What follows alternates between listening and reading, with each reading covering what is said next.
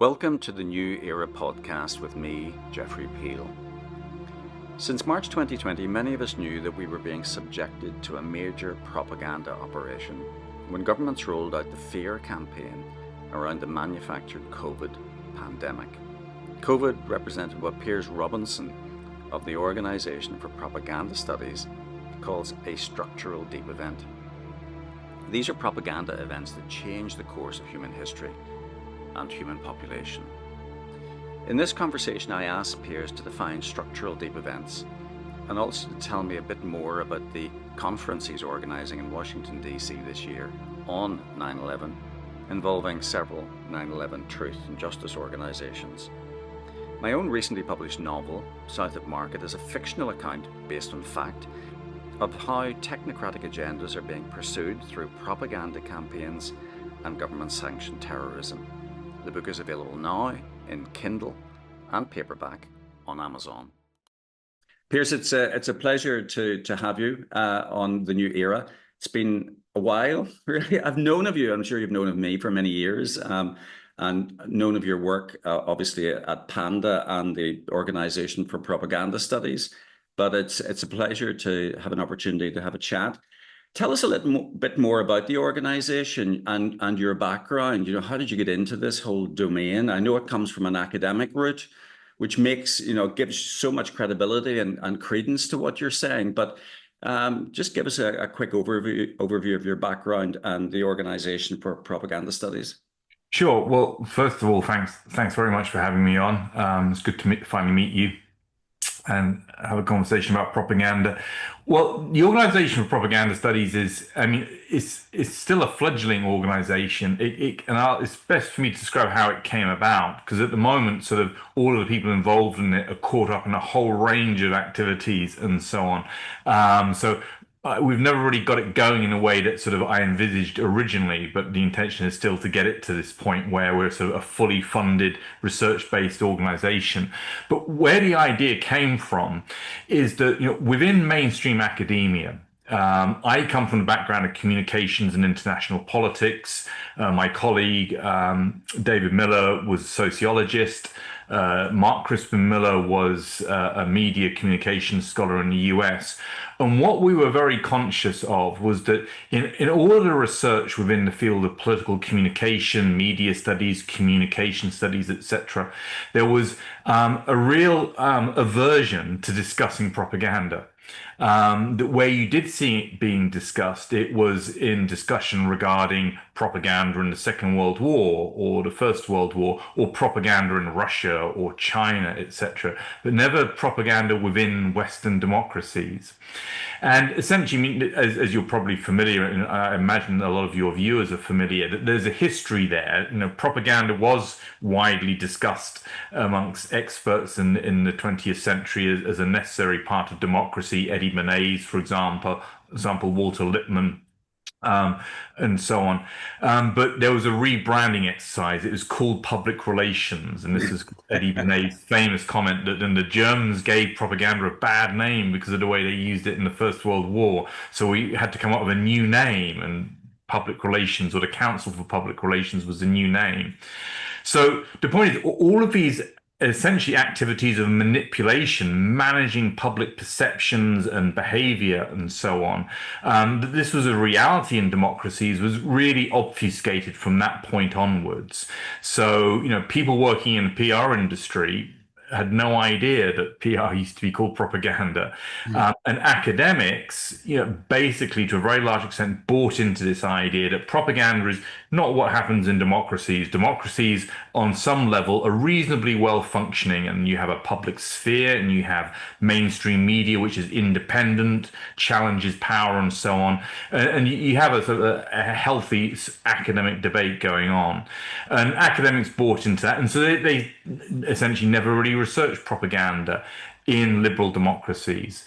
And so the Organisation for Propaganda Studies really came out of the awareness that there was this there was this blind spot amongst academics, and we really needed to start encouraging academic attention to the issue. And this is the way we did it. It wasn't our idea. There was an Organisation for Propaganda Studies in the 1930s that was set up. Goodness. Yeah. We were inspired by that. Of course, that one got closed down after attacks, I believe, in the American mainstream media. And in the run-up to the Second World War, the academics involved in the OPS back then felt perhaps now is not the time to be trying to critique and study propaganda in democracies. So that's where the idea for the OPS came from. A group of us came together and we established the OPS. And, you know, so far, sort of, we've the main sort of output or activity we've had associated with the OPS is the journal Propaganda and Focus, which now has over 50 contributors, over 100 articles, and that's the main kind of activity we've got going on. A report I did for two MEPs regarding the OPCW chemical weapons issue was published via the Organisation for Propaganda Studies, but it's still there, essentially operating as a network. We have a couple of listservs attached to it and so on, so we circulate information. And so I hope to build it into something bigger in future years, keeping in mind the amount of activities I'm involved in and organizations I'm involved in, obviously the International Centre for 9/11 Justice. But that's the raison d'etre for OPS, and you know, more important than ever in some ways, in that sort of I think people have become more aware of propaganda, certainly through COVID-19, i.e. aware of propaganda in liberal democracies, and you know, the extent to which powerful actors are using these techniques in order to manipulate publics is clearly, I guess you could make a case, it's at unprecedented levels. At COVID-19, the global nature of COVID-19, but also the scale of that in terms of the scale of the impact of on the lives of people throughout the world was huge, and it was a propaganda event, as I'm sure we'll get on to talking about in this interview. Yeah. Indeed. You know, so this issue is as live as ever and as important as ever. And you know, in the fullness of time, sort of, you know, hopefully we'll build the OPS to a point where, you know, we are getting serious research funding money. Hopefully, the Propaganda and Focus is fully viable as a journal and so on, and as a space for academics to write about propaganda. And also, ultimately, of course, this is going back to the raison d'etre for OPS, is to actually start pushing back at the mainstream academics and really sort of not quite shaming them, but pushing them into recognizing that they have to engage with these issues. That it's no good talking about democracy and pretending that there isn't propaganda going on, because all of your models are then flawed and inaccurate as a result of that. So, you know, ideally, and I guess this is the community I come from, is an academic community, and I still publish in academic journals and so on, you know, is to really get academics to start doing their job when it comes to understanding how power is exercised through propaganda. We'll see if that's successful in that with that goal. Hopefully it will be, but you know, I'm suspecting that large swathes of the public are more engaged in this issue and will be for a long time than mainstream academics. But we'll make some progress, I think, over time. Well, clearly there is a cohort of people who responded in a similar way to you responded and I responded to the COVID-19 event. I think it became very, very obvious very early that we were being subjected to a huge global, you call it a structural deep event, that meant that everything, the entire kitchen sink was thrown at the propaganda exercise to lull us into a false sense of security about getting the COVID vaccines, which seemed to be the primary objective, really, to vaccinate as many people as possible. But this was clearly a corporatist-driven event as well, in that clearly the pharmaceutical companies were behind some of the propaganda effort. And of course, the line was blurred and is increasingly being blurred between organs of government and commercial interests. It's funny, I did an interview the other day with Gareth Icke, and I had actually watched some of the video that you recently put out, that's pinned to your Twitter account, where you discussed this whole idea that in liberal democracies, public relations is what we used to call propaganda, and I referred to I gave him an anecdote. I many years ago, probably about 10 or 15 years ago, I met the chief executive and founder of Burson Marsteller, the public relations agency. You know, deemed to be the father of modern public relations. And I related the fact that at the end of the conversation that I had with him, where he told us about, working with government level movers and shakers, he asked myself and a colleague who were with him, what we planned to do for the rest of the evening after the meeting finished, which finished quite late in the afternoon in his Park Avenue offices. And we said we'd probably go out for a cocktail and have dinner. And he asked, well, what cocktail will you be having? What's your favorite tipple? And we said, well, we both of us were gin and tonic drinkers. So we said, we'll probably have a gin and tonic. And he said, oh, you should really try a new vodka called Grey Goose. And of course, we didn't really think about this. We thought, oh, I've never heard of this before. So we went out and saw a bar that was selling Grey Goose vodka, and we had a Grey Goose vodka martini each. And didn't really think much more about it. And then, of course, when I got back, I thought about that and Googled Burson Marsteller Grey Goose and realized, of course, that they had just landed the Grey Goose account. So he was working on speed, even at the end of that conversation where we were covering how Burson Marsteller, influenced outcomes and tried to achieve policy objectives on behalf of governments. But of course, he still ultimately was peddling a product, and his agency was peddling. And that, I think, is the justification that they use, at more junior levels within the PR agencies, that all they're really doing is peddling products. But of course, they're doing exactly the same thing to peddle the idea that we should all be vaccinated, because the government tells us so. But this, I suppose, the COVID event, which you mentioned, is a prime example of a structural deep event.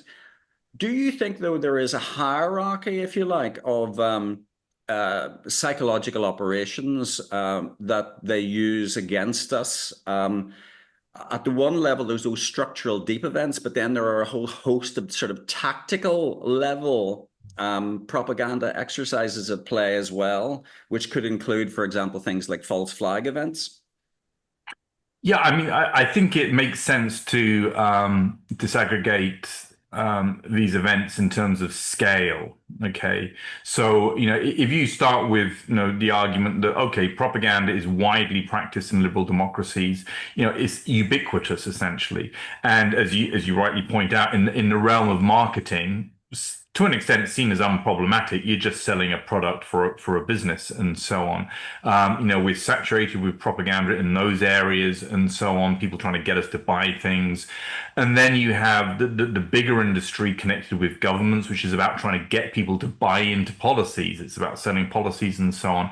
And, and this is happening, sort of every level. So I always used to give this example when I was teaching in universities, was that look at the brochure that the university presents to students and students who are thinking of coming to the university, and the sort of very rose-tinted view it provides at the university.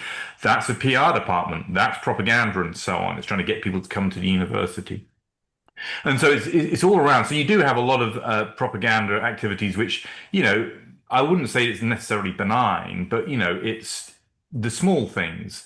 And then you start to have the more significant, you described it as tactical. So you have tactical propaganda campaigns which are designed to make sure that people get on board with a particular policy. Okay. And so the one that immediately comes to mind to me is what the area I've worked on now for a number of years, which you're probably familiar with, which is the chemical weapons allegations in Syria.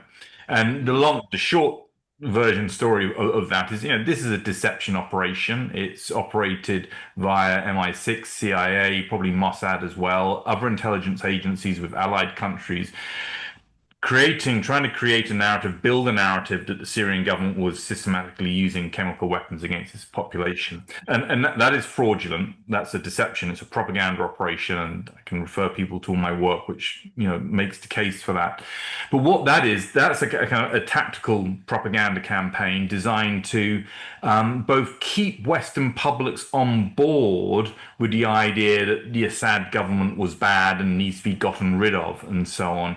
And also to potentially build or to create a constituency for even more aggressive military action than was occurring. Most of the military involvement was covert sponsoring of jihadist extremist groups, but the idea of full-blown armed intervention with Western troops and so on, to keep that as a possibility and so on. So it was, essentially a tactical bordering on strategic deception as part of maintaining Western public compliance with the regime change war, which was going on against the Syrian government, and then to sort of keep the opportunity open potentially for mobilizing Western publics into a full-scale attack of the kind you saw with Iraq 2003 or Afghanistan 2001. And then you have, yes, you have the really high level or deep level propaganda events, or structural deep events is a term which I take from Peter Dale Scott in order to describe essentially propaganda events which are there to not just sort of keep people on board with a particular conflict, but to actually enable a substantial, a structural change to society. And so this is operating in a sense at the deepest level. So this is about using events and crises and exploiting those events and crises in order to push through major political change, major economic change, and so on, creating, as Peter Dale Scott describes, a structural changes in society. And this is where you get to with questions such as the 9/11 event and with COVID-19, is that these are propaganda events. And there are a couple of ways of looking at COVID-19. Some people say, well, there was something real there going on and so on, and then it was just exploited and exaggerated. Others argued actually this was entirely constructed, that there was no novel virus which was causing a large amount of harm, that all of the harms came following the declaration of the pandemic and was essentially a result of the change in policies, pushing old people out of hospitals and so on. And that it was essentially a constructed event and so on. But in either of those scenarios, you still have this argument that this is being exploited and used to push forward other political agendas and so on. And these agendas are about changing substantial structures within society. And that's, so that's your scale. I think you move from the sort of relatively benign. Everyone knows that, when you see an advert for Coca-Cola, there's a PR company behind it and they're trying to manipulate your emotions and so on in order to buy the product and so on. Big deal, not a big deal. I'm not so concerned about that use of propaganda. Then you have the tactical stuff, such as the Syria chemical weapons deception. Iraq 2003, of course, weapons of mass destruction is another seminal example now. And then you get to the big ones. 9/11 was a structural deep event. It was a propaganda event because the official story was not true. This was essentially a false flag, but on an epic scale, designed to start the global war on terror, which was essentially a series of regime change wars in the international system. Sorry, go on. And I was just about to say, it was incredibly rapid. I remember, everybody remembers where they were on 9/11. I was in Edinburgh, about to take a flight to London after the event happened.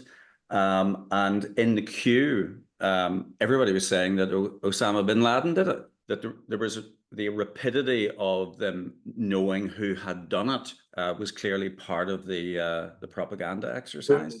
That's a really important point. That in the paper that I wrote with my colleague Kevin Ryan, he's a co-editor at the Journal of 9/11 Studies, and we compared COVID-19 with 9/11, and we sort of developed the structural deep event idea, and also Lance Haven Smith's state crimes against democracy concept, and say, well, actually, the rapidity with which authorities respond is one indicator of this being a structural deep event. And you're exactly right. The amazing thing about 9/11 is I think I'm correct here, on the day, and I think it was Nick Gowing who was chairing this in the BBC studios. He had Ehud Barak was interviewing him, and he comes out with bin Laden, I think, or Al-Qaeda as being responsible, and that's on the day. By the evening of 9/11, you had George Bush, another US official, pretty much declaring, who had done it and what was then going to happen as a result, which was this list of target nations, supposed sponsors, rogue state sponsors of terrorism and so on, all within the day. Yeah. before you've had any time for any kind of investigation and so on. And of course, this is how authorities, when they're pushing structural deep events or creating these kind of major propaganda events, is you move as fast as possible. You try to set the narrative in place as early as possible so there's no time for people to step back and start to think, wait a minute, what is it I've just seen here with 9/11? Which, of course, is what a lot of people in the 9/11 research community point to now. They look at the building collapses and so on. And of course, when you sit and look at this from some distance, you realize that this doesn't look quite right in terms of what we're being told. These buildings do look as though they're being demolished through controlled demolition techniques and so on. But the idea is to stop people thinking about that. So you immediately dive into, as it were, the public sphere. You set the narrative. You have people saying, this is who did it. You identify who's responsible. You set out the policy response, global war on terror. And of course, the mainstream media are compliant. They follow along with this. They don't question. And then you're sort of two-thirds of the way there to having a successfully implemented structural deep event. And then you can start to, push forward with the global war on terror as they did with 9/11.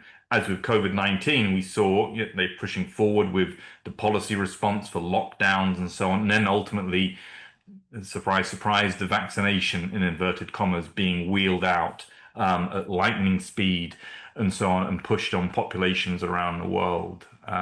So speed and rapidity is a warning sign, an indicator of that these things are nefarious and so on. And just, the final point on that is that, the objective thing to do is, say with 9/11 or with the chemical weapons attacks you see in Syria and so on, is that, you wait for a proper investigation, right? Before you draw hard and fast conclusions. But this never happens in deep events because they need to maintain Yeah. deception and the lie and so on. Yeah.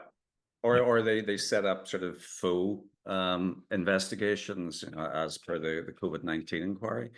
Yeah. Um, the structural deep event vis-a-vis COVID and 9/11 as well clearly indicates that there are governments or entities acting in cahoots. There does see, and I think the nature of the structural deep event is that they're global in nature. They have global ramifications, and clearly governments are acting together to some extent. It does sort of hint at the whole Agenda 2030 being orchestrated by some type of supranational entity or entities. Which entities do you think are doing the orchestration? Is it like the Five Eyes network, or is it the UK and the US very much in cahoots, or do they depend on these supranational organizations to do it? But the degree of coordination is troublesome for a lot of people because, well, one, they see governments as incredibly incompetent in terms of the delivery of day-to-day services. So when they're trying to organize these structural deep events, and which have ramifications right across the globe, who's doing the organization, planning, and the control? Well, first of all, I'd say you need to take structural deep events on a case-by-case basis. And you can look to, for example, the JFK assassination, you can look at that as a structural deep event. And, I think a lot of the scholars who do look at that point towards, the US deep state is primarily driving this. People have linked this in with Israel as well, of course.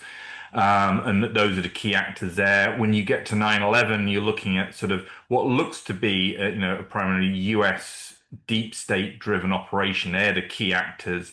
That it's very much to do about enabling the wars, which were seen as necessary to maintain American dominance in the international system into the 21st century. So those are the prime suspects, so to speak, working in alliance with their allies. I mean, the global war on terror was always an alliance between the US, Israel, Gulf state allies, NATO countries, and so on. And all of the conflicts we've seen over the last 25 years have reflected that in one way or another. So you always have this sort of working of alliances, but I think with 9/11, you can still sort of locate this in a US centered action. COVID gets interesting because you're absolutely right. Because A, it has this kind of global dimension to it. So you have the World Health Organization, you have WEF and so on, you have the China, Wuhan, you have all of these actors involved in this, which start to make this look as though, okay, that there's a coordinated exercise which is going on essentially across, even across power blocks in the international system. Now, I don't actually have a straightforward answer to this. I have sort of possibilities, and I think some of these are still to be established, through thorough research, basically. I mean, one line of argument is that, you do actually have a genuine, you have a significant global governance structure which is dominated by elite groups or which reflects the interests of core elite groups at a global level. And that is where you can sort of, as it were, locate the drivers for the COVID-19 structural deep event. And that's one possibility, which I don't necessarily rule out. I just say it's one possibility, which some people in the COVID resistance tend to hold to. This is the globalist elite groups, and China are involved and so on. They're all in it together, etc. One possibility. Another possibility is that I think you can see it as a bit like 9/11, but with greater interaction with global governance structures and with allied nations. So the Five Eyes that you mentioned, and that, where you see the World Health Organization and the UN coming on board with this, you can explain this as to a large extent as as a function of the penetration of those organizations by Western elite groups and so on. So I think that, that's one possibility, that this is ultimately about sort of, you can use the term US empire is one of the terms which I think is partially useful in this. This is essential, an attempt at maintaining imperial dominance, and it's an attempt to shore up.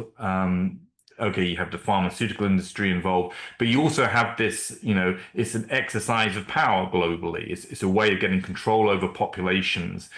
And, to a large extent, the Western Empire managed to sort of bring on board Russia to an extent, China with this project, but they didn't necessarily stay on board with the project, or they realized what it was and so on.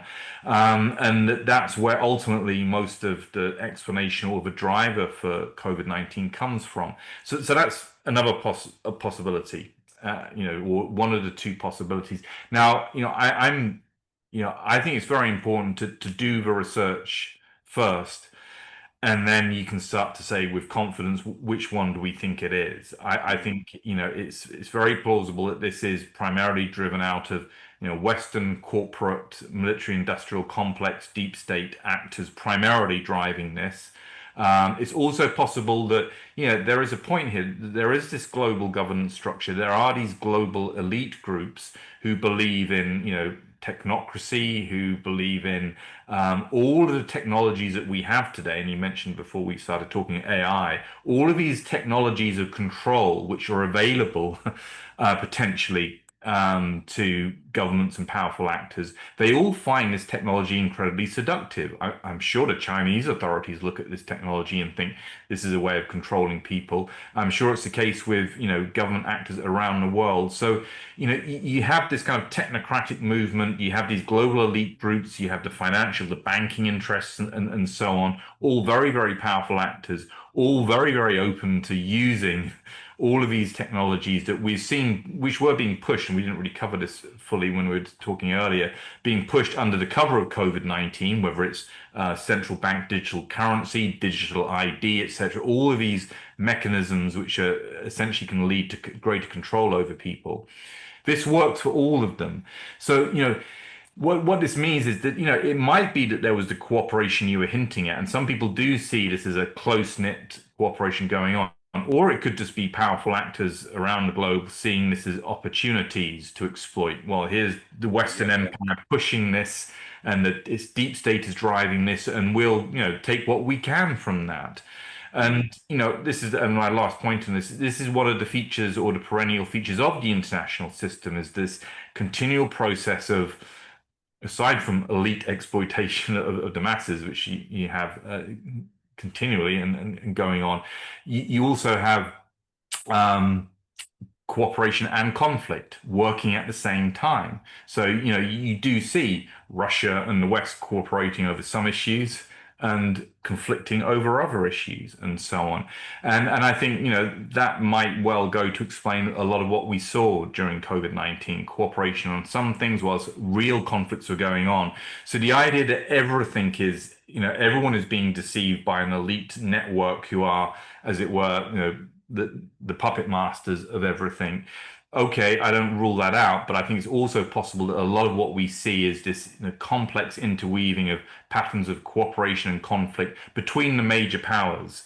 And Mm. also, those patterns change as well. There might be cooperation in one area for some period of time, and that comes to an end, and conflict might break out in another area. And so, that's my probably unsatisfactory answer to your question.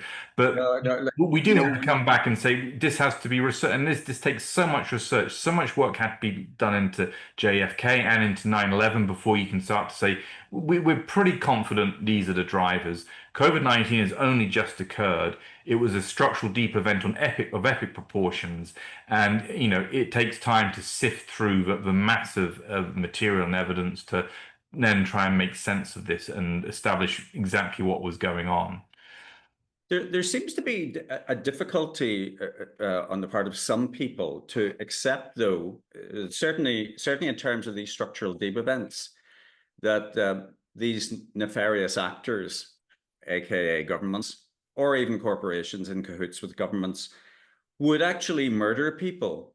So there is a community, I think, that accepts that there's an awful lot of propaganda and psychological operations going on, but they're not prepared to accept that that these actors would go to the extent of actually murdering. And therefore, there is a kind of community which says, no, they're false flag events.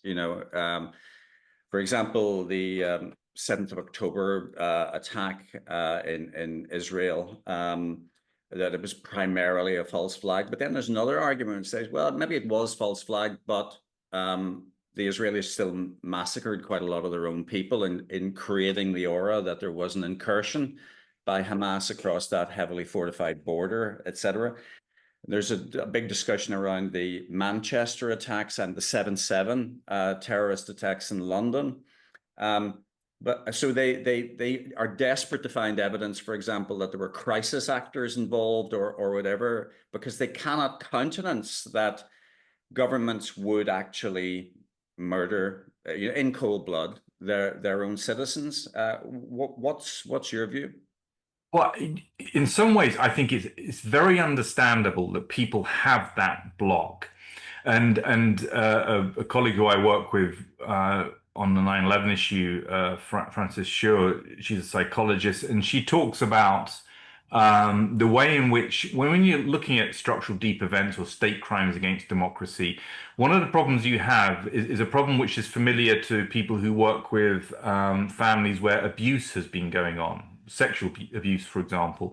And what tends to happen is that, say, for example, you have the father is abusing, one of the children, the siblings tend to block it out. The partner will often block that out, and they don't want to accept that this is what is going on. And Francis argues that this is very similar to what you see when we're talking about structural deep events. You have a parent-child relationship between governments and the population. In a sense, governments are there to look after us and to protect us. And so it becomes a very difficult psychological hurdle to get over, to accept that your government might harm you and so on. And it parallels what you see in abuse families. So this is very understandable that people have difficulty getting their head around that. What I would argue is that we don't have any difficulty. For example, those same people, if you point to Putin and Russia, they'd have no problem if I said, well, Putin is willing to, carry out a false flag, kill as many Russian people as he wants to in order to further his power, etc. There'll be no question. Yeah, sure. That's what happens in authoritarian states. So, it's not that these things don't happen, it's just that they don't happen around here. So then it comes to a question, well, are we actually living in healthy functioning democracies where elected people are looking out for our own interests?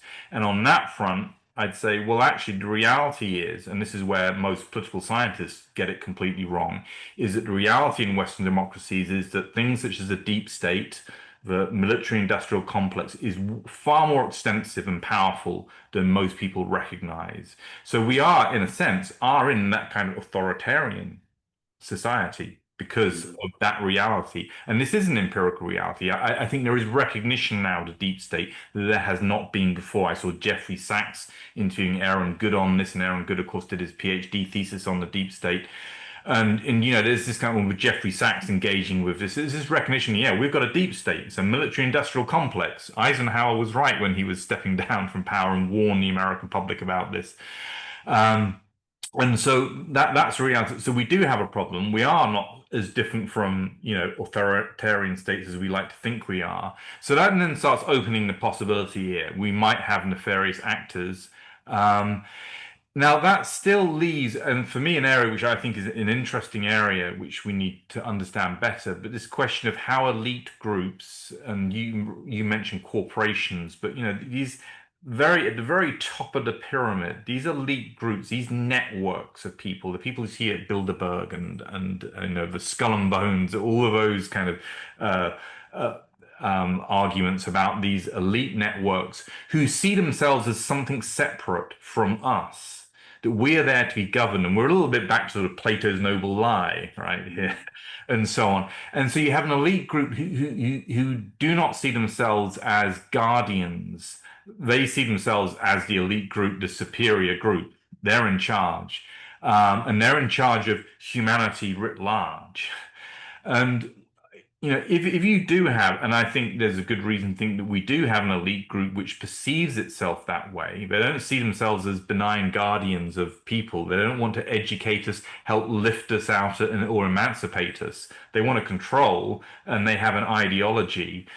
Perhaps it's an ideology rooted in technocracy. Perhaps it's an ideology rooted in particular sort of conceptions of where mankind can go or humankind can go. I'm thinking of Elon Musk there and his Mhm. Yeah. desire to get us to the moon and to Mars and into other galaxies. And this is all fairly extraordinary sort of thought processes going on when you listen to him talking.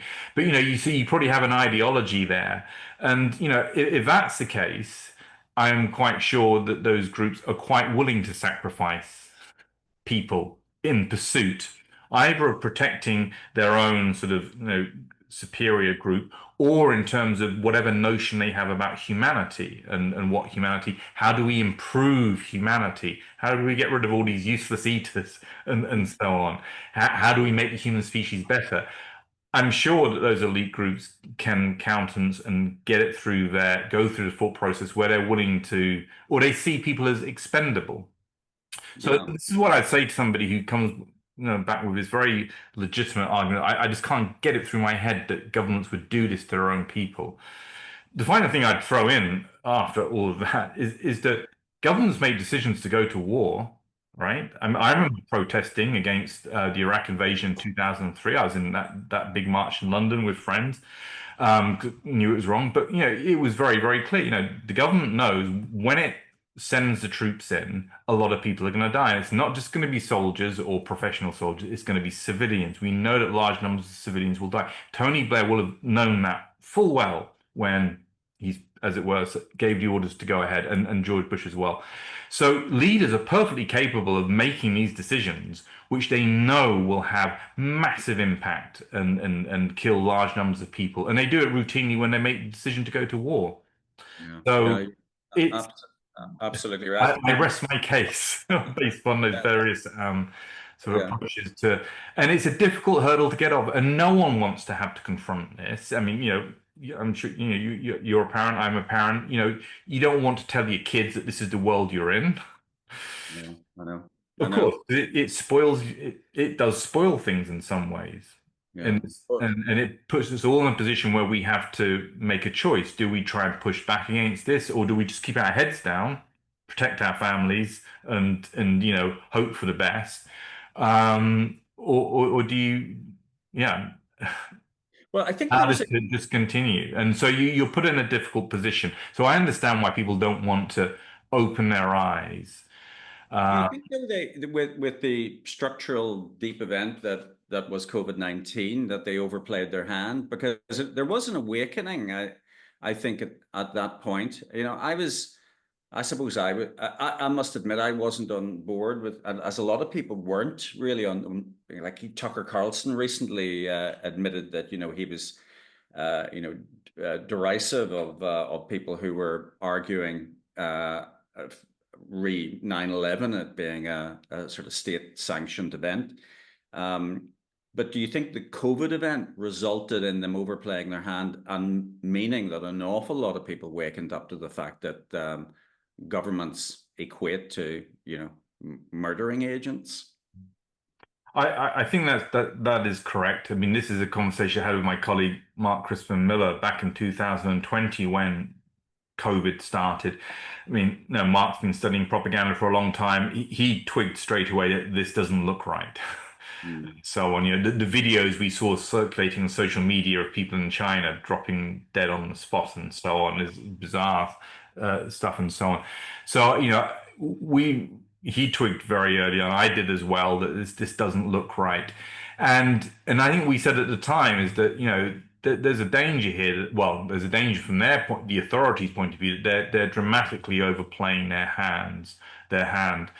And I think, one part of this is that if you think of propaganda campaigns, say you think of 9/11 or you think of any war propaganda, normally people are being sold something and a deception, and their primary source of information is the mainstream media, right? So the war in Iraq, they're relying upon the mainstream media. So authorities have a lot of control over that information space. With COVID-19, of course, what they're saying is that this virus is everywhere. People are going to be dying, dropping dead, etc. But people could experience that firsthand from relatives, just from their own, go to the local hospital and so on. So there was a lot less control over the information environment than authorities thought, I think, with COVID-19. They thought they could manage everything through mainstream media, social media, algorithms, and so on. But they missed that important point that, yes, all of those communication spheres are important, but there's also face-to-face communication. People talk to each other and so on, even though they shut down all the pubs, I know in the UK, probably to stop people from talking too much on COVID-19.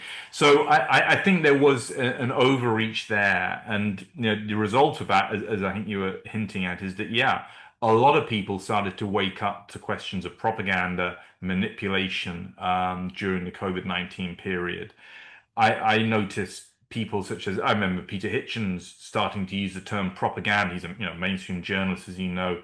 But he was starting to be much more free about using the word propaganda in relation to Western democracies around COVID-19. And I think more broadly, yeah, that there was a big awakening. And you saw it in the groups, whether it's, I mean, I'm trying to think of all the groups that are out. I mean, there's obviously Panda and Nick Hudson's group in South Africa, but in the UK, Heart, for example. I've forgotten the name of the more politically orientated organization, but there was clearly World Council for Health. There was clearly a large number of organizations, grassroots organizations started to emerge, representing the fact that people weren't buying what they were hearing from the government.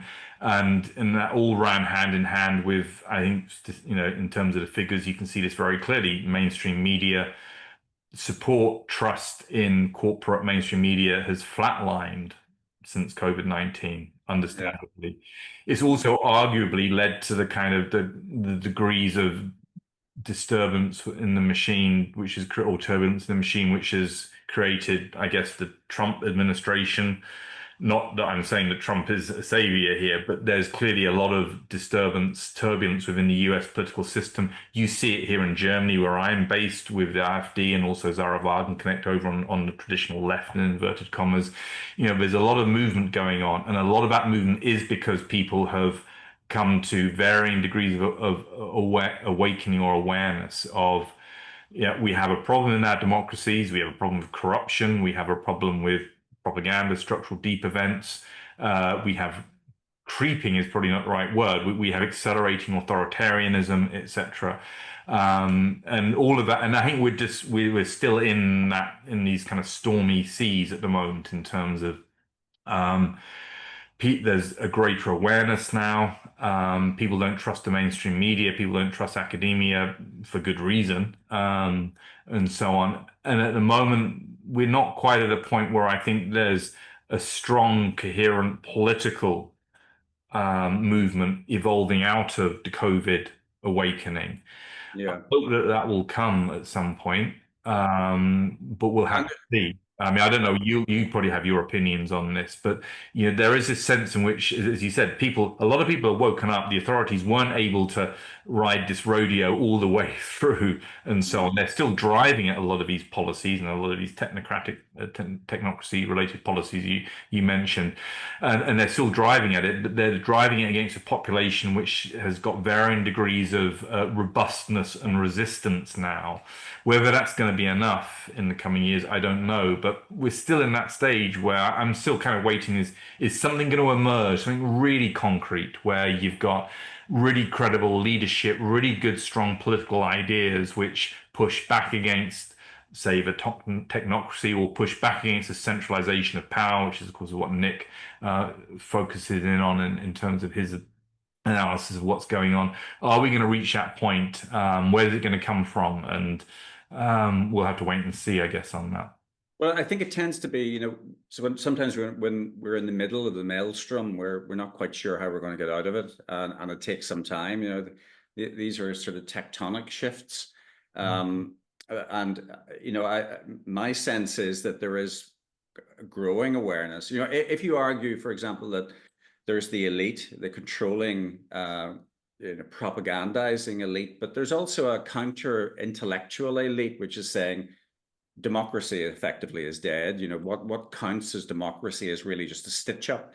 It's a handy way for the elites to control. That the Labour government, for example, elected with 22% of the popular vote. Clearly democracy is already dead de facto. Because governments are being elected based on a tiny minority vote.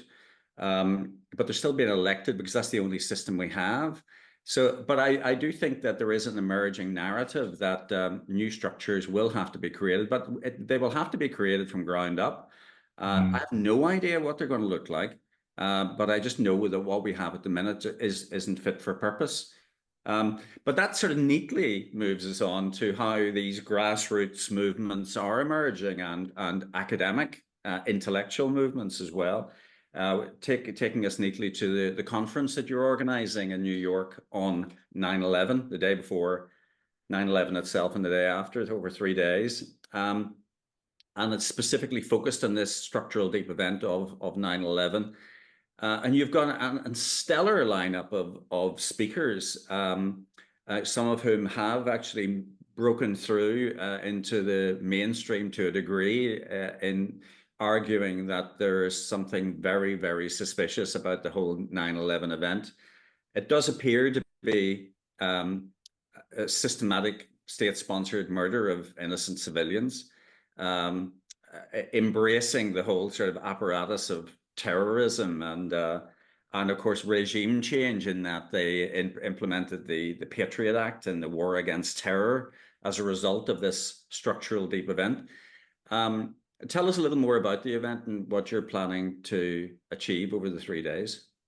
Well, I mean, as I said at the start, being involved in a number of organizations, and I've been research director at the International Center for 9/11 Justice, which I became involved with a couple of years back. And really it reflected, my research area was on international politics and propaganda. I became aware of 9/11 a number of years ago, that it was problematic. And of course, the mainstream perception of most academics is that the official story is true. So I realized there's a really big problem within my field, Yeah. and so on. So what can I do to try to sort of, move people to a better place in terms of understanding what was going on?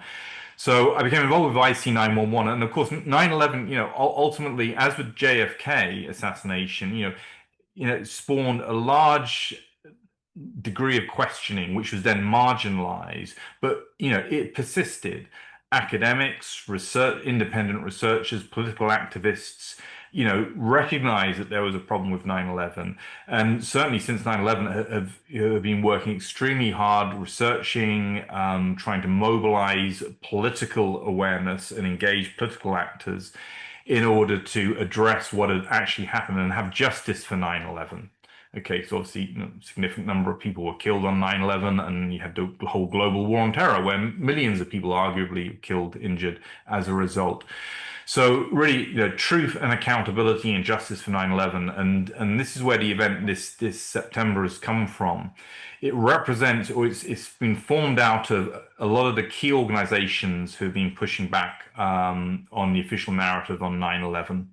I mean, just very, very briefly, I mean, the specific history leading into this, essentially a joint event, where we've got DC 9/11 Truth, 9/11 War Room, Firefighters for 9/11 Truth, 9/11 International Center for 9/11 Justice, Lawyers Committee, 9/11 Inquiry are involved, and also Richard Gage, who was the former head of the Architects and Engineers for 9/11 Justice.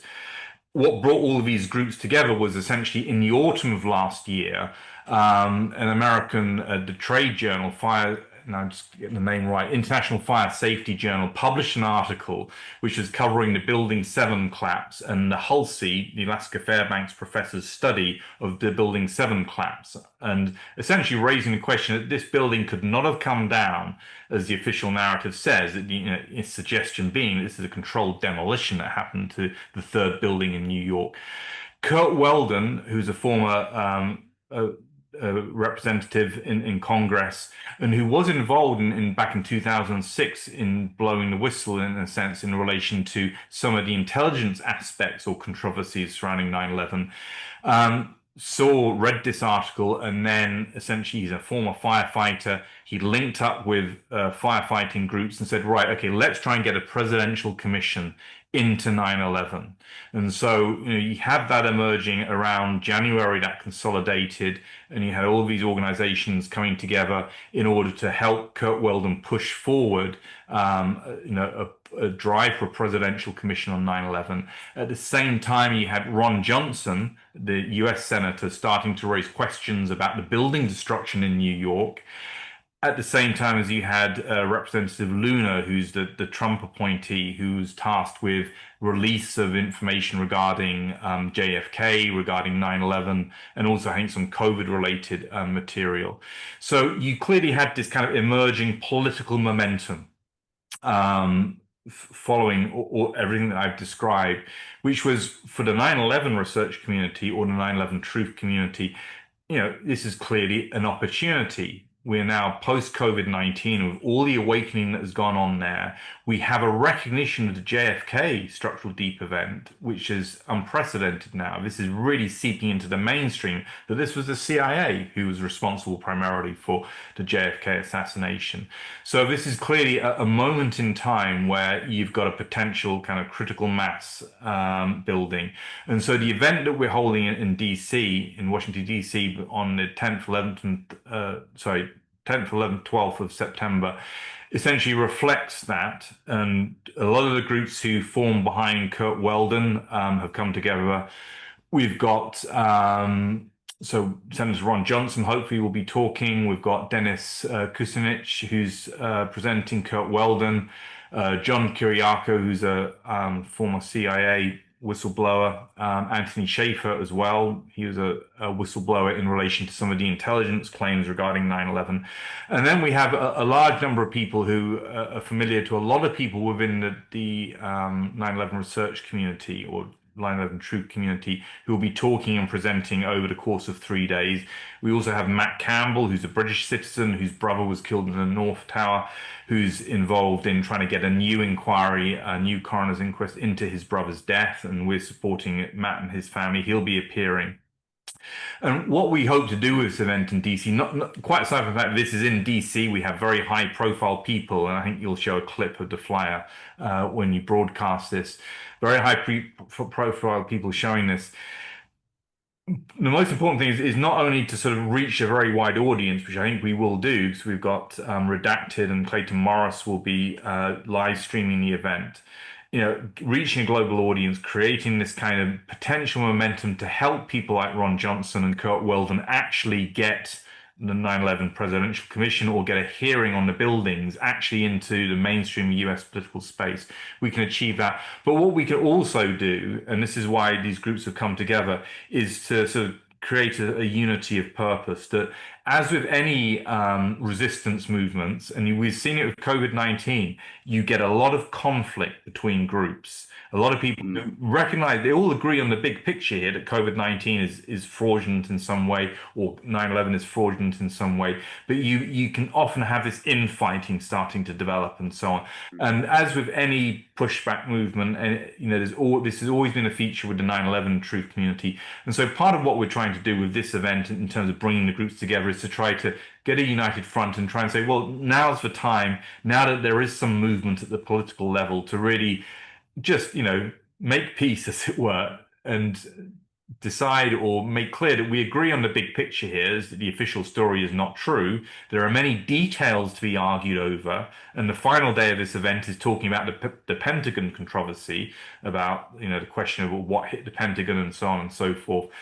But to try to sort of recognize that those are sub questions, which, it's right for people to have robust dialogue on, but it shouldn't be allowed to undermine the broader message and the broader truth that we all agree on, which is that 9/11 is not as the authorities have told us and so on. And we need to rectify the historical record on this, and to recognize that and hopefully move forward in a more unified way in the coming years.